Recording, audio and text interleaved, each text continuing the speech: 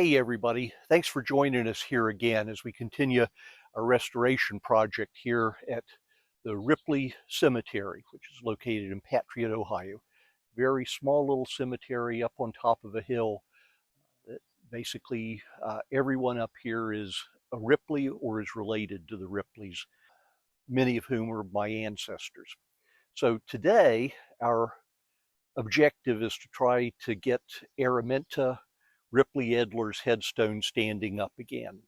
We've been working on this for the last couple videos. We had to locate the base, which was buried down about 8 inches or so. The stone itself had been broken off level with the base, so we had to clean the base out from all the marble, the slab of marble that was still left in there. That was a job. We then built, fortified a base underneath to put that slotted base on. And today we're going to go back, we're going to trim the bottom of this stone where it is a little bit uneven, where it broke off. We're going to trim that with a saw, get it nice and straight, and then we're going to mortar it back into that base and prop her up and hope that all will go well and that Araminta stone will be fixed and hanging in there for another 100 years or so. Let's get started.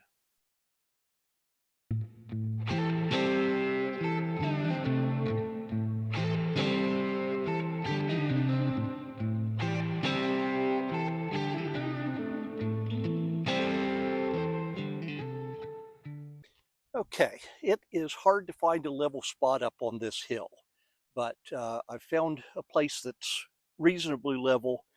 That'll just make it easier to cut this and cut it straight. I have set this stone on a couple square boards so that I can bring it up off the ground enough that I won't be dragging the blade of the saw along the ground. I have marked off a straight line on the bottom of this that should give us as square a base as we can without wasting too much. I have my eye protection, I have ear protection, I have gloves, I have breathing protection. I'm going to throw a little water on this thing as we go along to kind of help the blade stay running smooth. And we'll see if we can cut it.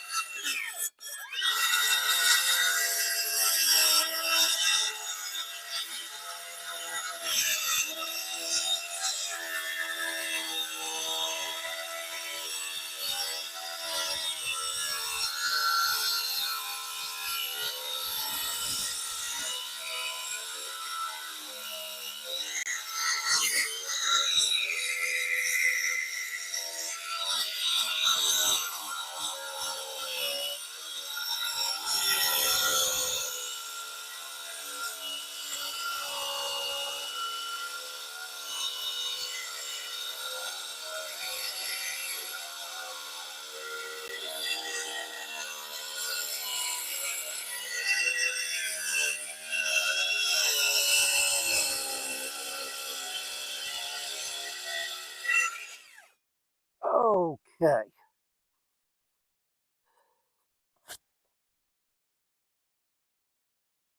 That went as nicely as we could have hoped. Right there, right there.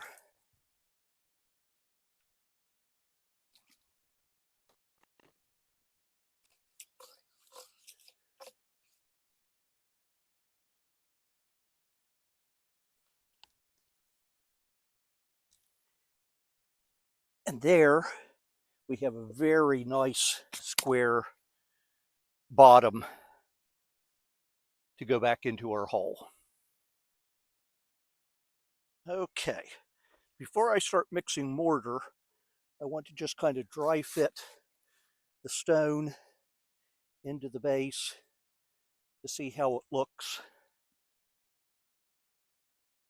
And I'm really very happy with that. I think that's going to be nice. All right, we'll take the stone back out. We'll set it aside. Now we need to mix some mortar. The mortar that I'm going to use is from Endurance Restoration Products.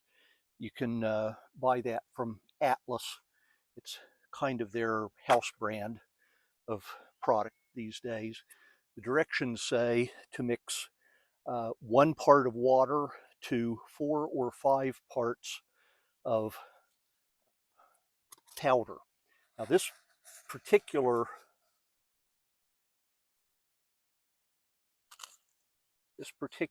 product is pre-mixed. We've got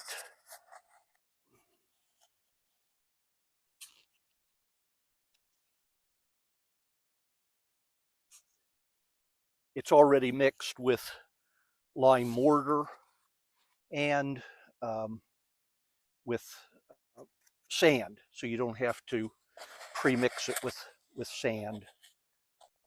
I'm going to start off, I want this to be toward the dry side, so I'm going to start off with about 2.5 cups of the powder, and I'm going to add to that about 1/2 cup of water to begin with, and then if we need to fine-tune it a little bit, we can do that.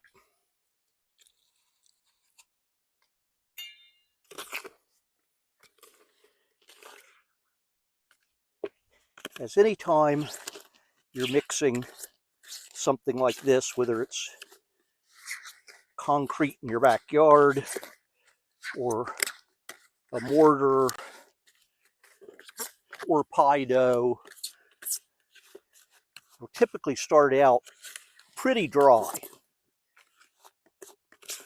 But as you work it, there's actually some chemistry that starts to take place that's going to pull all of it together. So you don't want to get too impatient. There's a fine line between the point at which you don't have enough water to the point at which you have just added too much water. You're definitely going to need a little bit more. I think I'm going to use my sprayer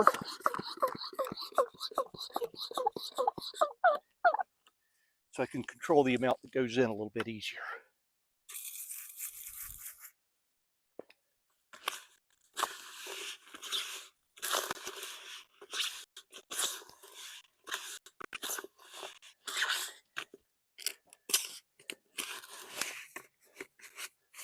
What we're looking for here is a consistency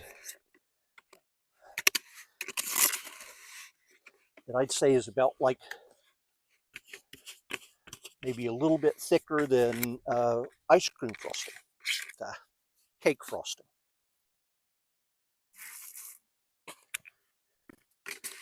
Feels like it's getting pretty close. And again, you're really supposed to mix this for at least a couple minutes. I'm frankly a little bit concerned as I look at that hole and I look at the amount of mortar to go into the hole. I'm afraid I'm going to have to mix a little bit more, but that'll be okay. Okay, now look at this. By the way, I will point out that I'm still wearing eye protection. I'm still wearing gloves.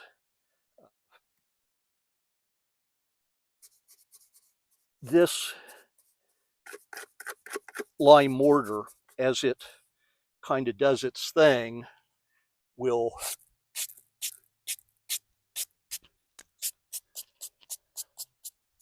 become caustic. So that's not something that you want to get into your eyes. It's not something that you want to get onto your skin any more than you can help.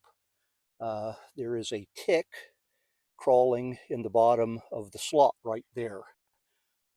He may end up being there for eternity. We'll see. I'm going to blow this out again. I got a little bit of powder down in it as I was working. I had already blown it out once, but there's dust in there, a little bit of dust in there. There's some powder from the mortar that we mixed. So I'm going to use the blower and blow it out again. And if the tick is wise, he'll go with the wind.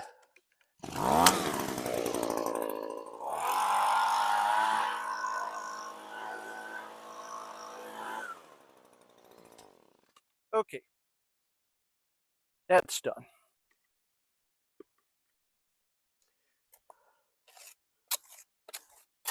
Now the first thing we're going to do is kind of butter the sides with the mortar.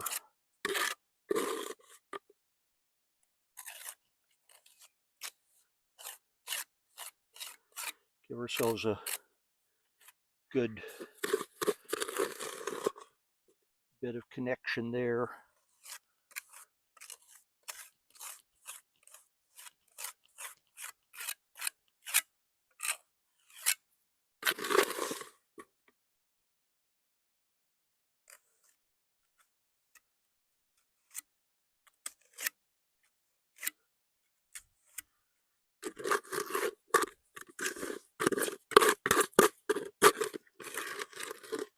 And as I suspected, I am going to have to mix up a little bit more mortar, but that's okay. Well, we've got a little bit of working time with this. It's not like it's going to sit up like super glue in 30 seconds or whatever.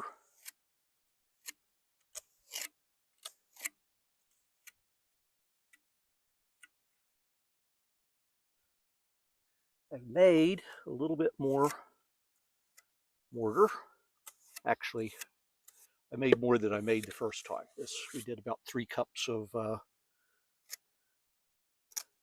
mortar powder and an appropriate amount of water to mix that.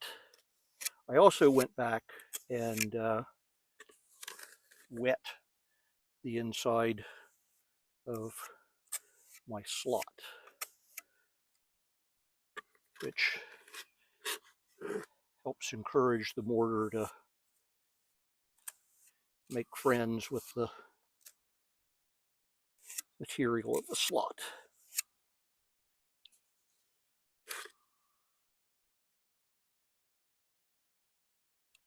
I'm going to come back with this little pointing trowel so that I can get the corners and edges a little bit better.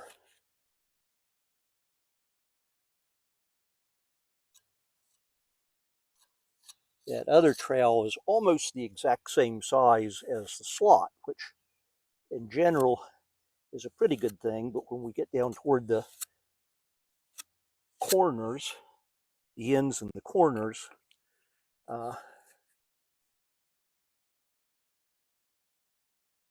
it's hard to do an end without messing up the corner or vice versa. All right, side is done. I'm going to fill the bottom.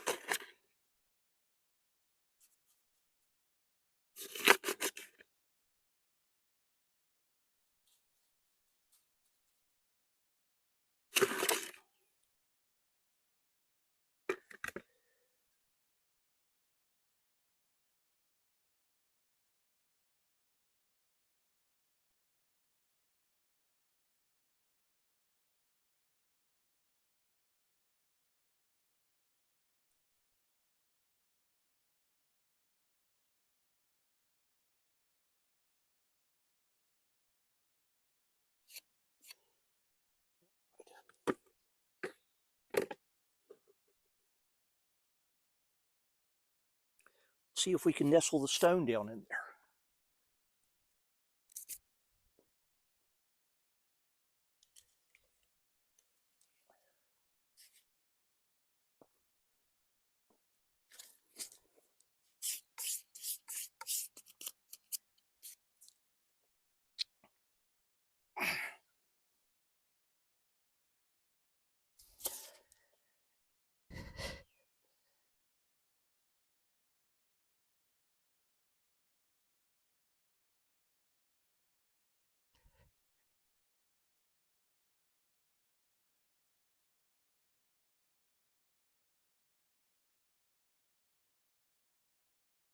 I'm going to brace this up in a minute, but I think I would feel better if I had just a little bit more mortar in that hole.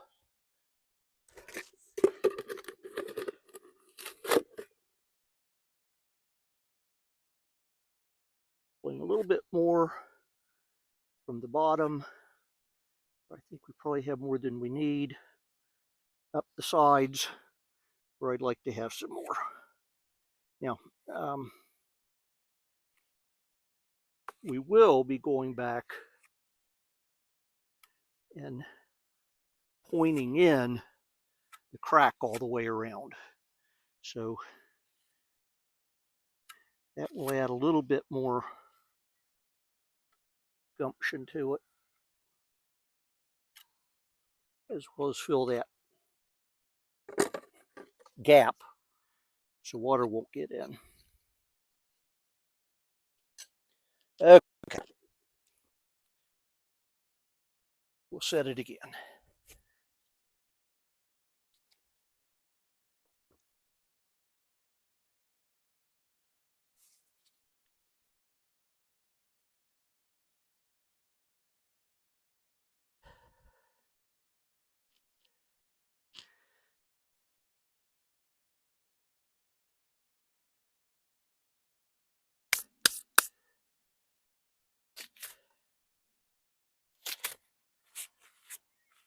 I've cobbled together a little brace, just have clamped a couple slats onto the front and the back, and took a couple spare pieces of kind of scrap wood, essentially, to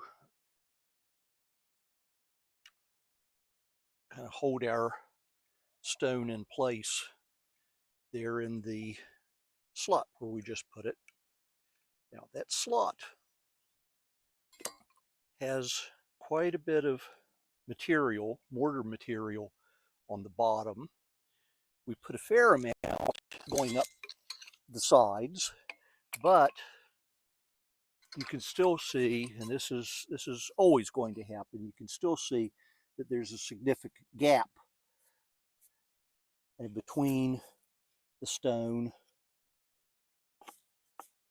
and the base. So what I'm going to do right now is I've mixed up some more mortar, and I'm going to work on pointing this in. Okay, that is holding, that's fine.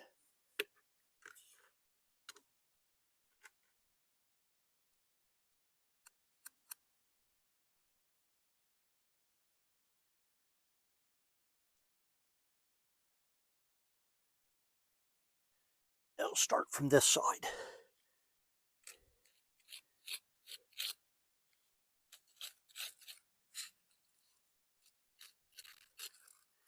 Yeah, this is a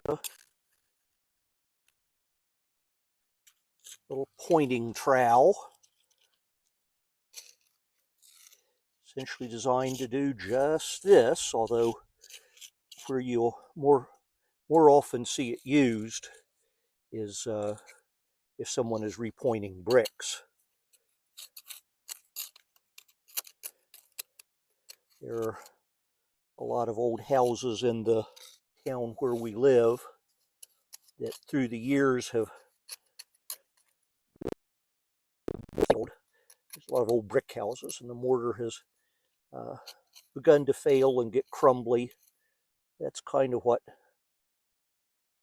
mortar does.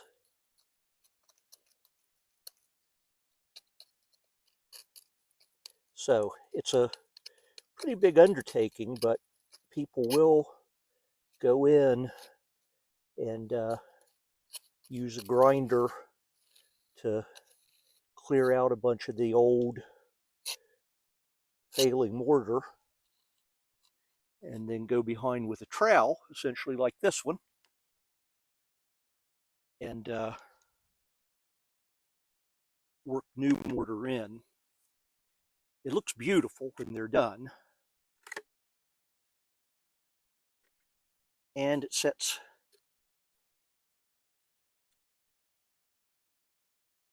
the bricks to last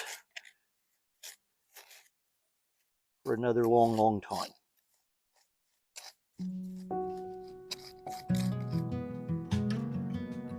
What I'm trying to do here is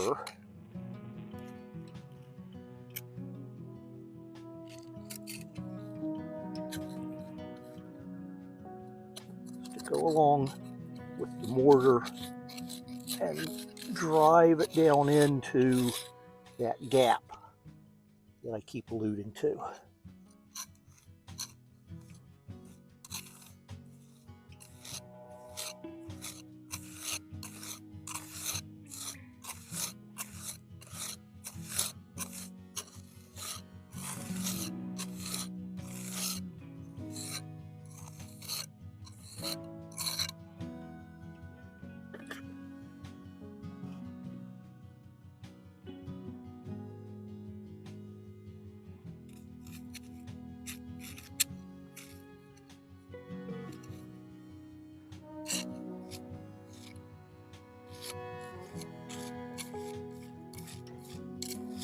Once we're done, we'll work to kind of smooth it and clean it up a little bit better.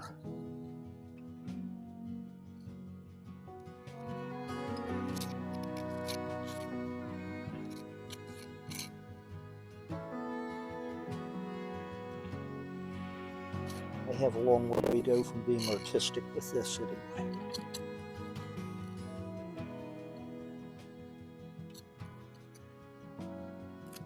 When we're done, I want it to look nice. But the most important thing would be we want to be sure that we've given it adequate strength and adequate protection from water infiltrating into it and giving us that freeze-thaw problem that you get.